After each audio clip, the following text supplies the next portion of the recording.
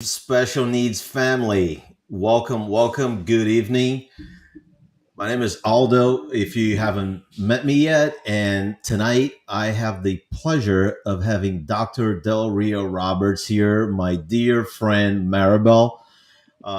She is going to share amazing things with you. We were just chatting before we came on live, and she told me what she's going to talk about now. So if you're just tuning in now, just make sure that you share this with your friends. Make sure that they come on and watch this live because you're about to be blown away.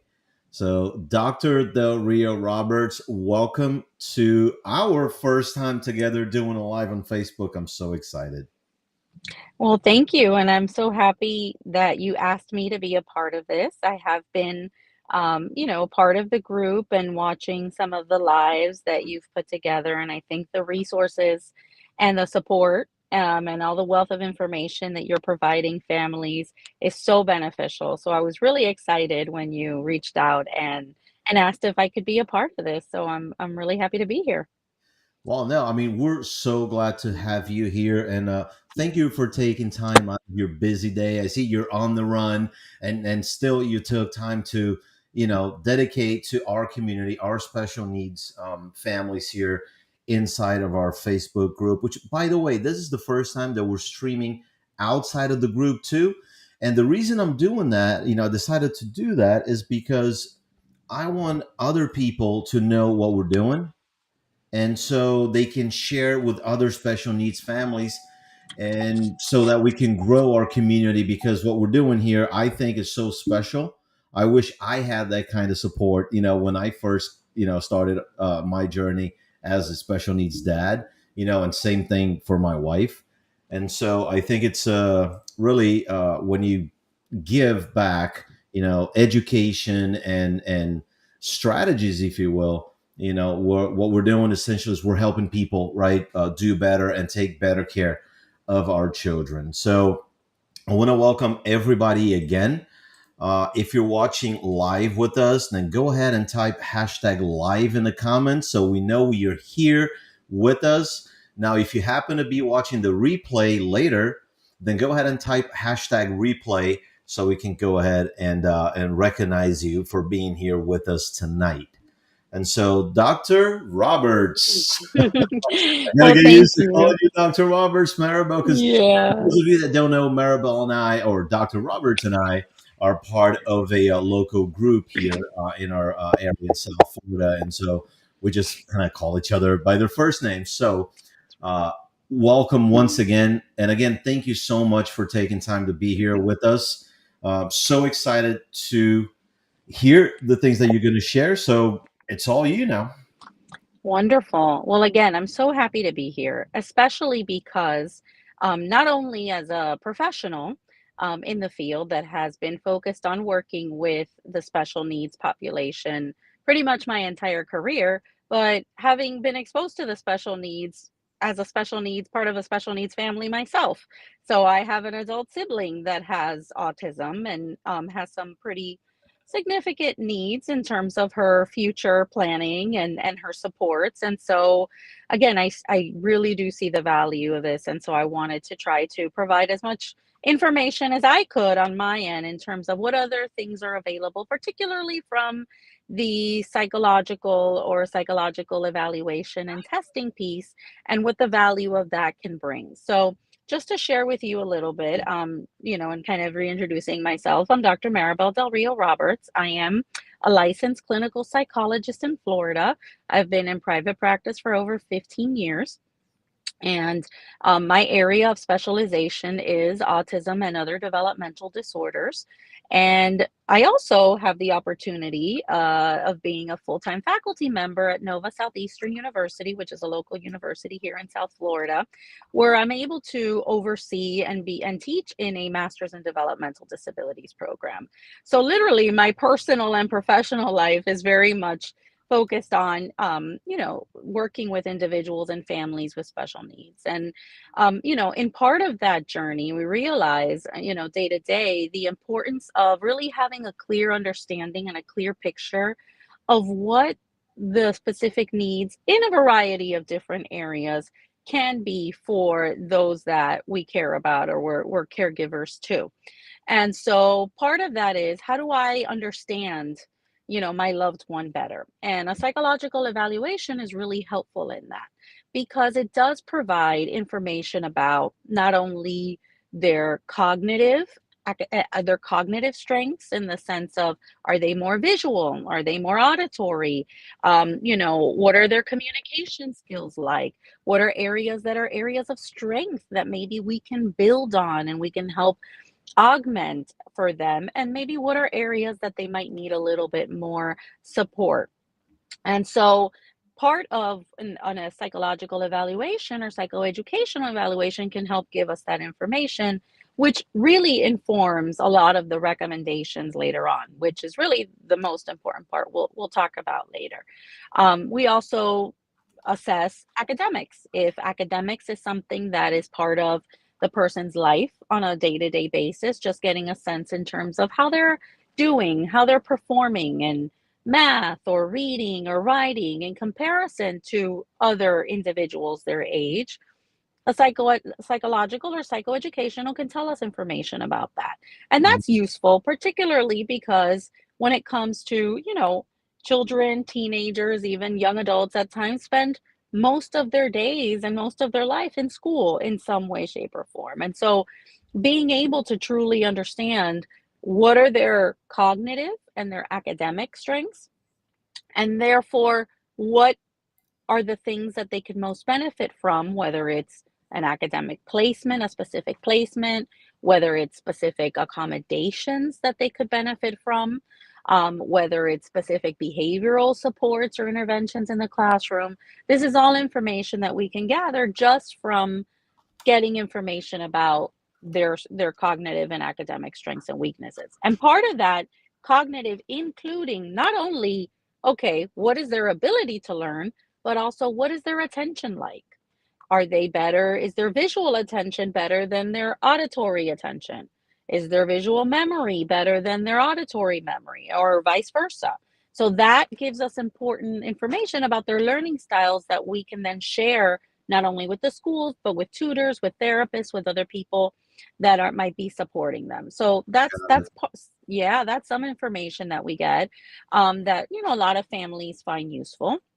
And And so, off. so Go real ahead. quick, would you say that, that would be kind of like a starting point, really, so that you can develop, a complete plan of care, if you will, including education and things like that. So that evaluation will serve as a guideline or a baseline for, what do we need to do based on the results from that evaluation.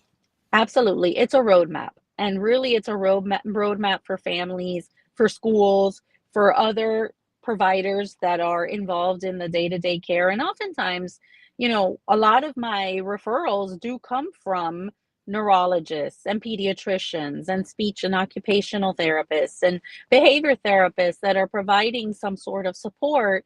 And they realize either, maybe the information. Maybe we need to get this information at the onset because it's never been done. Maybe it's a very young child, or it's just kind of slipped through the cracks and the evaluation's never been done. But sometimes it's also done periodically to assess progress. So we want to know, how is my loved one, my child, benefiting from these interventions, whether it's the academic interventions that they're getting, or the speech therapies that they're receiving, or some of the other social skills that they may be participating in, for example. So it helps to assess progress and see how they're progressing overall in all of these areas. So definitely, although it serves as a roadmap and that beginning baseline, and then periodically it's a process that typically is done every couple of years and updated every couple of years. Got it. And so, what are the, like, some of the primary signs or indications that you're looking for when you do these evaluations? With, I know that, it probably varies, between age ranges, but what are some of the common things that you're looking for that'll be like, okay, so now, now I understand this child or young adult really well, and I can really, start moving forward with, recommendations and things like that. Absolutely. So part of it is that cognitive academic piece. Then there's also the social emotional piece. And sometimes that piece, as family members, we're very involved in wanting them to or communicate and to thrive academically and to, but sometimes they aren't always able or don't feel comfortable directly expressing that there might be, for example, some anxiety about being in a new situation or having to take on a new skill or just some underlying anxiety that generally accompanies some of the presentations that I see. There might be some underlying depression or hopelessness. There Mm, might be some irritability. There might be some underlying behavioral or social issues that necessarily haven't been fully identified or addressed. And so, really looking at the person from a holistic perspective and really trying to understand, okay, this is what they're like, in their academic or, cognitive realm. This is what they're like socially and emotionally. And then also, what is their capacity and where are they in that developmental trajectory of their ability to function and to carry out these what we call independent living skills, right? Or activities of daily living in comparison to where they should be and where do we want them to be. And so that helps us also set goals when it comes to mm. being able to work on new things. Got it. And when you do the work, which by the way, I mean it's incredible what you do, and I can see, and I'm sure everybody watching this now can also see how something like this can greatly benefit the child, especially because now by better understanding that child at a deeper level, you can really help with the therapies and the programs to really make that child thrive, right? And really give 100% of their potential, right? So that's really really cool. Now when do you keep communication with the other professionals and the therapists directly, or is it like you and the family and then they will bring your findings or conclusions to the medical and the therapist? How does that play out? It really depends on the preference of the family. Um, there are some families that usually every family I will provide them directly with the results because sometimes, you know, um, families are having a certain experience with a certain provider or a certain educational placement, and they're not quite sure whether they're ready to share that information yet that they obtained from the evaluation. So the information is always confidential. It is considered private, protected health information, and so the information is never disclosed directly to anyone without the consent or authorization of the family. So typically, the information and the results are given directly to the caregivers or the person themselves, depending on who initiated the evaluation. And then, if it is requested. For example, I have families that request that I reach out to the psychiatrist because there's some aggression or behavioral issues, and maybe that provider isn't fully what's they're on now isn't really truly addressing the issue. They might want me to reach out or to reach out to a behavior therapist or an occupational therapist or to the school to provide recommendations. Then oftentimes I will do that, depending, if the family requests is if that's a request.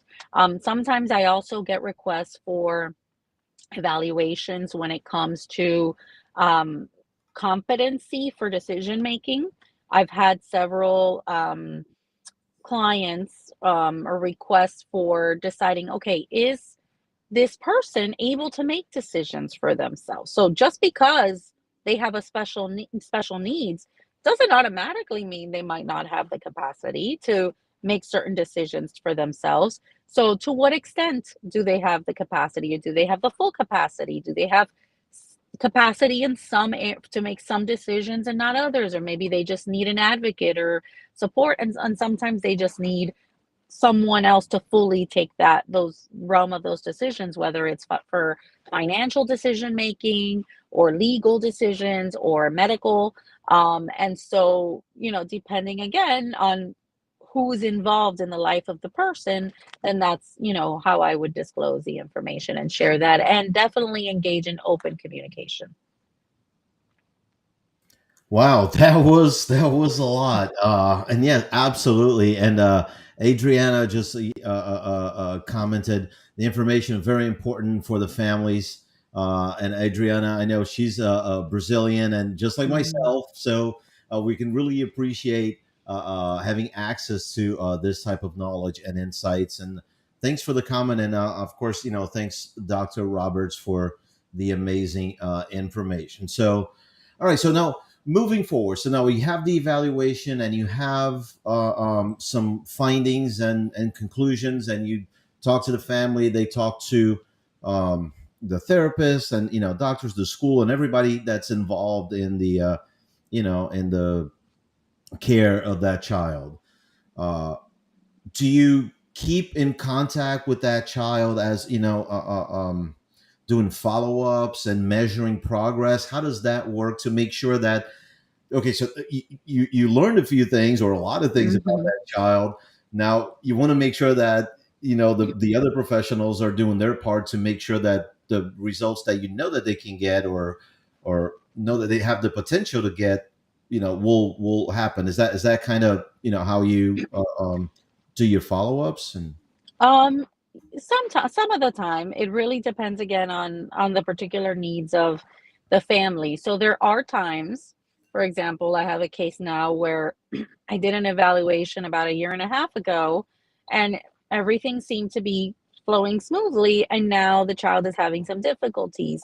And so the family has asked me to re-engage, not necessarily on a to conduct another evaluation, but to provide guidance on what are the next steps. So I've tried this, I've tried that, and I'm not sure it's working. Based on what you found your results, what do you think we should do next? And so definitely it really depends on how often the family wants to touch base in that way and have those types of consultations and follow-ups. That's definitely a possibility. There are families that I see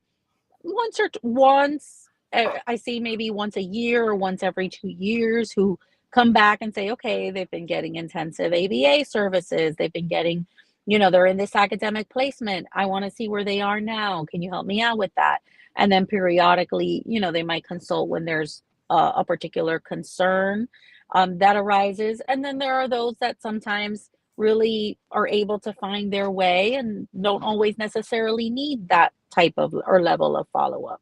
So I think it really depends. And mind you, I do see, and I've talked about children quite a bit because it tends to be the bulk, but I also work with adults with special needs, mm, and varying types of special needs. And so that is something that, I think sometimes is overlooked in that when, they're children, we are very conscientious about wanting to assess progress and make sure that, we understand what their needs are. And as they get older, that tends to sometimes, slip through the cracks or we fall into more of a routine. So, I do also work with adults that either are looking to be newly diagnosed or determine, is there something I feel different. I feel like there's something, go something about me that I don't quite understand. And right. there are those that have just transitioned from childhood to adulthood and just need more guidance in terms of next steps. Got it. So I'm gonna ask a loaded question, if you don't mind. I know you're probably not Sure. expecting, but that's why we do what we do, right? I mean, because we That's want to right. be genuine. And so, throughout the course of our lifetime, we've come across families where their children may, at different times in different ages, may display some signs or indications that there may be something, or like an underlying situation that could probably benefit from an evaluation, like what you do, right? But we see that a lot of families, I don't know if it's you kind of just don't want to face reality, or you just want to really okay, maybe later we'll do this. Right now let me just live life like nothing's going on. So for those families that might be watching today or tomorrow or a year from now or whenever, right?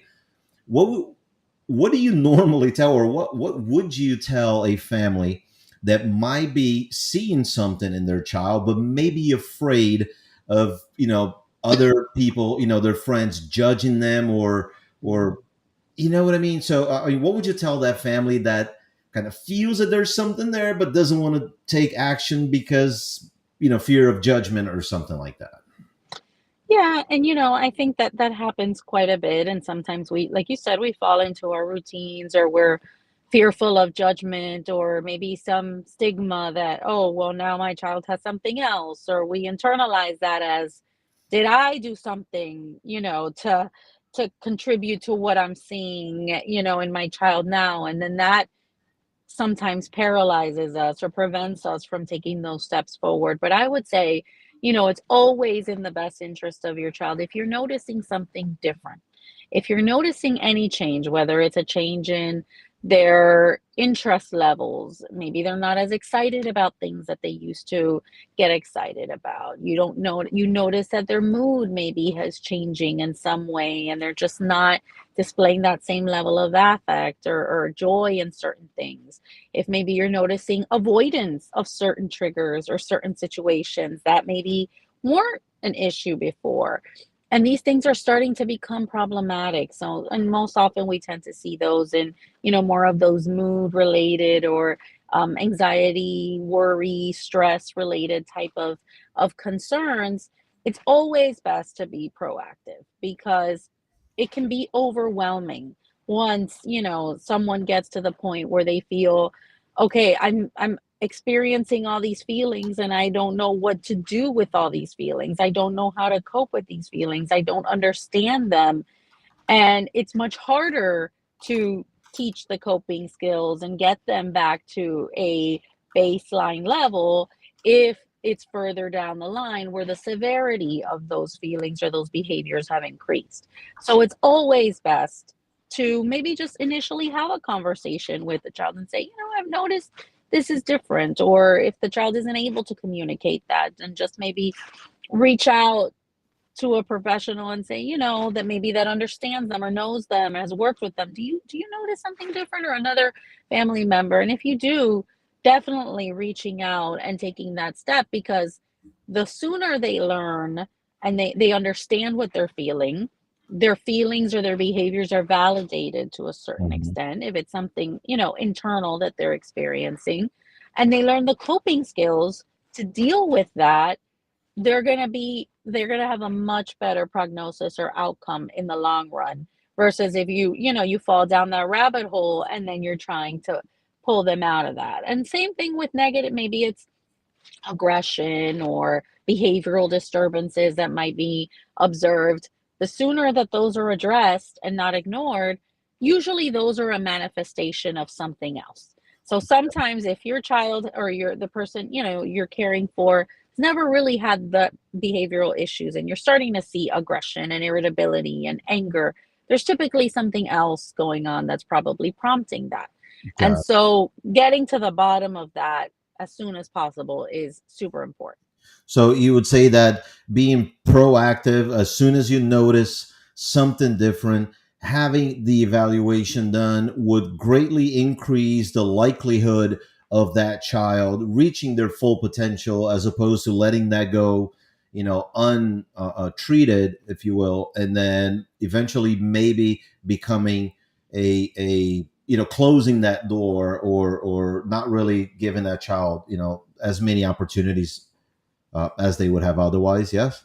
Absolutely. I mean, because it gets to the point sometimes where if I feel hopeless because I don't know how to manage or deal with my feelings, or I don't understand what's going on with me, then that leads to helplessness and hopelessness. And then that's going to affect motivation to want to do well in school, to want to learn new skills, to want to do things and interact with others.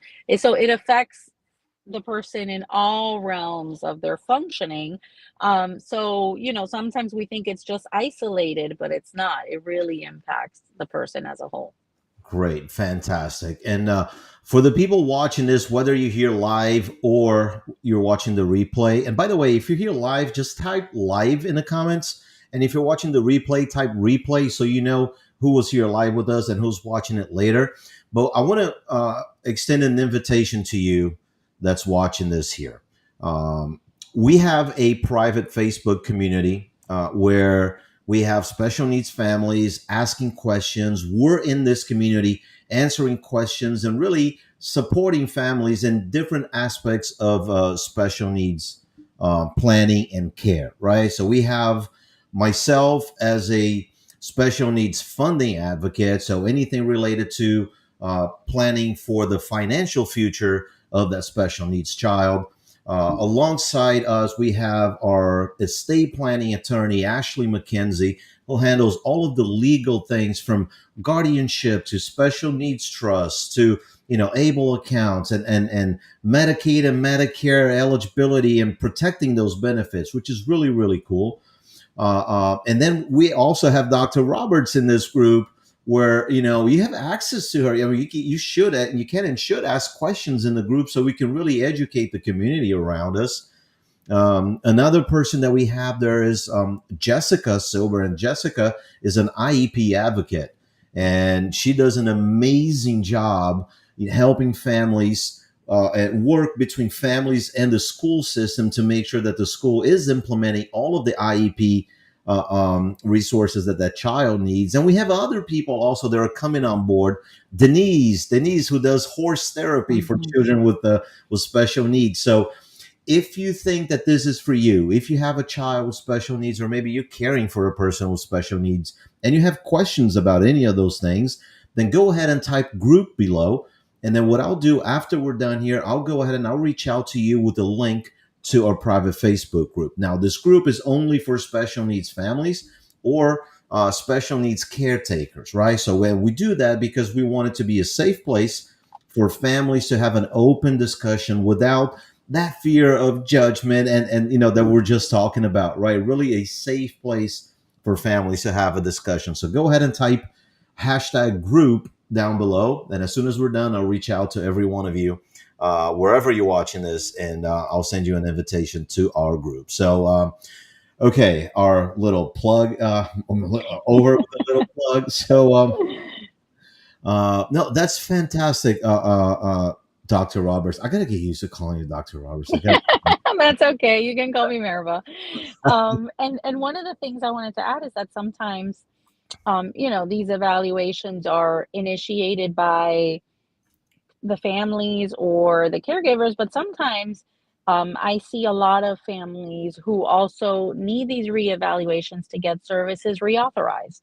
So, for example, families that have children receiving applied behavior analysis, ABA services, insurance companies oftentimes, in order to continue to fund and authorize the services, require periodic evaluations because they want to ensure that there is still a need for these intensive services to be provided. So it is, again, like I said, at the onset, and there are many different reasons why someone might reach out to me, whether it's for educational purposes, whether it's that social emotional piece, whether it's someone who wants to better understand themselves, and whether it's families that are trying to make decisions for their children and their loved ones in terms of planning for the future and having all of the information to understand, okay, what would their living situation be, what would be best suited for them, or maybe it gives them a bit of independence if they are able to do certain things for themselves once they, reach young adulthood or adulthood, but they still maybe require a little bit of supervision. Can they live completely independently, or are they always going to need some type of supervision? And so really, being able to do that for not only guardianship purposes and all of that, but also for planning for trying to access Medicaid waiver services and disability determinations, having psychological and psychoeducational evaluations, helps to provide them with more information to help families access these services that help connect them to, and ultimately benefit the child. Great. And on that note of requalifying or maintaining eligibility for services, how crucial is it that these types of evaluations are performed by a licensed professional that not only has the know-how or the knowledge, but also has the credentials to really come up with a diagnosis, right? Or really, a what would you say? Not just an opinion, but really, Correct. a diagnosis. So, how important is it that that professional is, a licensed professional? Very important because obviously there's that credibility and that accountability that this person has the training and the experience to do so. And I think what distinguishes, it's important to understand that there are different providers that sometimes diagnose, but they utilize different methods to do so. So, for example, there are sometimes neurologists can sometimes diagnose certain disorders. However, the way that they come about that, depending on what the disorder is different. So they don't necessarily administer standardized tests, and they don't necessarily consider oftentimes all of the more subtle socio emotional behavioral aspects that go into diagnosing an individual. They sometimes, utilize maybe medical information that they've obtained, maybe some behavioral observations, and they might come to certain conclusions. Psychiatrists also do not necessarily administer these types of tests. They don't administer IQ tests. They don't do these types of evaluations. So really, licensed psychologists are really the only ones that really do this. And even, master's level clinicians might be providing supportive interventions, but they're not uh, credentialed to provide this type of diagnostic evaluation. So, for insurance companies, and for example, for Medicaid and Medicaid waiver and all of those types of services, typically the diagnosis has to be by a licensed psychologist, and sometimes, or neurologist or psychiatrist, but sometimes they ask for specific tests that can only be done for by a licensed psychologist. So, for example, sometimes there are other allied health professionals that will administer a rating scale and will suggest that there's a diagnosis solely based on a rating scale. And they're not necessarily taking into account all of these other aspects, right? So that's why a lot of these insurance companies and other companies require that it be done by a licensed psychologist because they we tend to provide the most holistic, most comprehensive picture of that individual and the most in depth. Excellent, excellent. And so I have one final question for you. At least, from my side, Sure. we want to be respectful of everyone's time. We know it's getting late, and we try to keep these lives, around 30 minutes. Sometimes we'll go a little Mhm. longer because there's a lot to talk about. But before I go there, if you're watching this and you'd like more information about Dr. Roberts' services, you can type help down below, and that way she will know that you raise your hand, that you want to find out more, and then she can reach out to you and discuss how she can help your family, right? So I'm going to leave this here on the screen for a second now. The question that I have for you is, we now we all understand that by doing what you do, you're greatly increasing the quality of life of that child. Absolutely Mhm. 100%. Now, how do families? What kind of impact does that have on the families, the parents, grandparents, and friends when they see that the work that you did or are doing for that child is producing great results for them? So, what kind of feedback do you get from parents? And, that's a great question. And oftentimes, the most rewarding part of my job is the feedback that I get from parents because sometimes, particularly those that are coming for the first time and they haven't had, their child has never been evaluated before. They've encountered obstacles or frustrations and truly being able to understand what are the needs of my child? How can I help them? what is it that really, is going on here? And so, that's really the most rewarding part, that when I meet with a family and we go over these results and we talk about what the outcome is and what the strengths are and maybe what are some areas that the child can benefit from support, a lot of times it's that, "Oh my gosh, this is so informative. This is right on. This is what I've been looking for. This is what I need in order to help my child take the next step and help us as a family better understand what next steps to take, who to reach out to." And so, that's why I really, really enjoy it, because it is, to me, it's like being able to provide answers and clarity, oftentimes for families that sometimes are just so motivated and eager and have great intentions and want to help their child, but just don't know what's the first step to take, or what the needs of the child actually are. That's fantastic. It's so good to hear because ultimately, as parents of special needs children, um, only we know, how uncertain or unsure we are about the future. And when we're talking about today, we want to make sure our children are healthy and are getting what they need today. But we also look further down the road because we're thinking about our children getting older and becoming adults. And quite frankly, possibly outliving us, which is really what's the natural order of things, right? Now, Mhm. a lot of special needs parents that I talk to, and that's really hard to hear, and it's hard for me to share. And I've heard countless times that the parents sometimes, because they are so scared of the future, that they even get to the point where sometimes they say that they wish that they hope that their kids actually go before them because they don't trust anyone to care Mhm. for their children. And that's really heartbreaking, and it doesn't have to be that way, right? With the right professionals and the right approach and a proactive approach, and really asking for help and getting involved in the community, uh, we can change that. I mean, we can bring hope to these families that yes, there's going to be challenges, and yes, we understand the limitations that our children will have, but their disabilities or their limitations don't define them. That's right. They're a roadblock. There's a human being behind the disability and the special needs, and what we're trying to do here is really make that human being shine, right, as bright Absolutely. as they can shine. So I'm really really passionate about the work that you're doing. I really love what you're doing. I want to put a couple of questions that came up in the chat here so we can go over them Sure. real quick if you don't mind.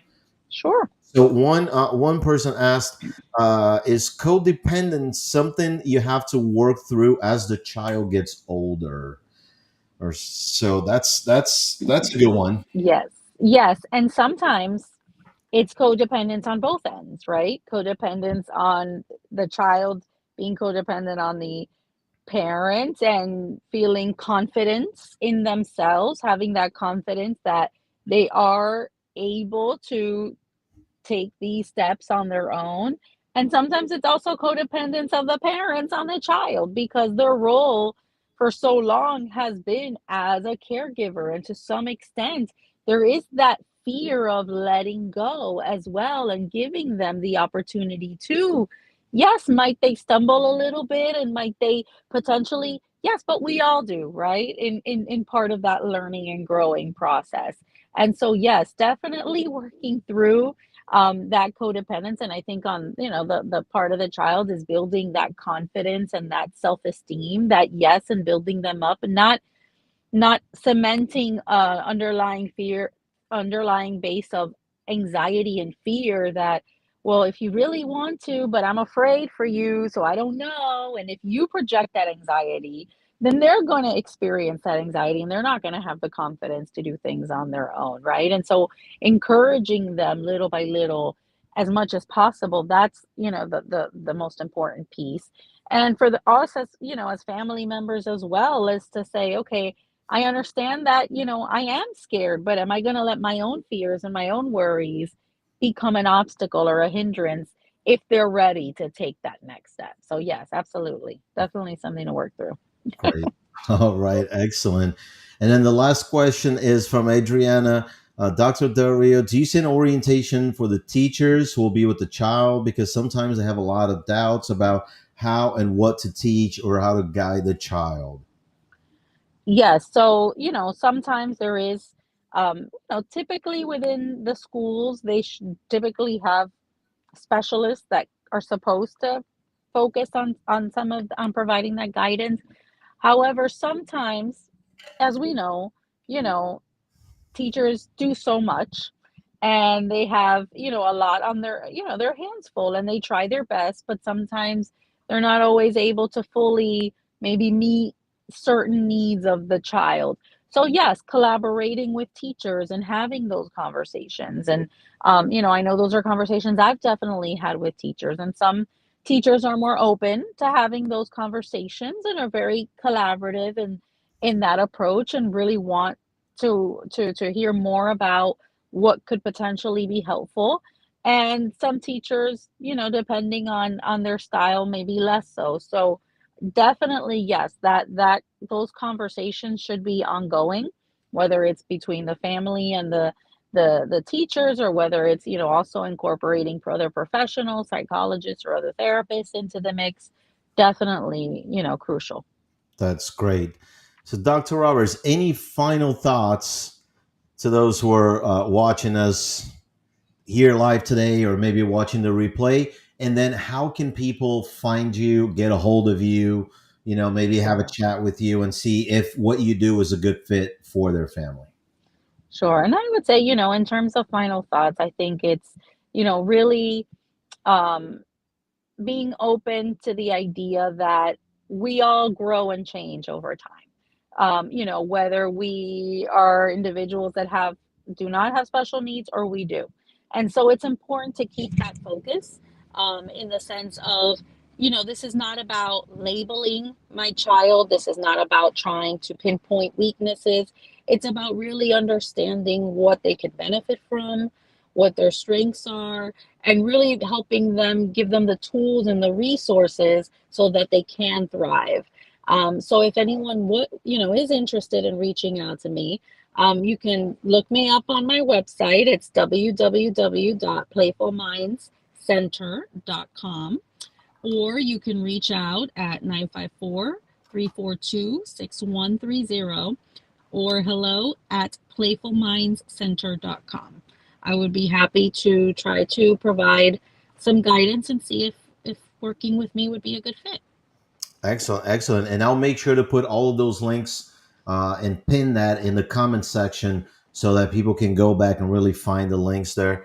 I want to thank you so, so very much for taking time out of your incredibly busy schedule and to be here with us.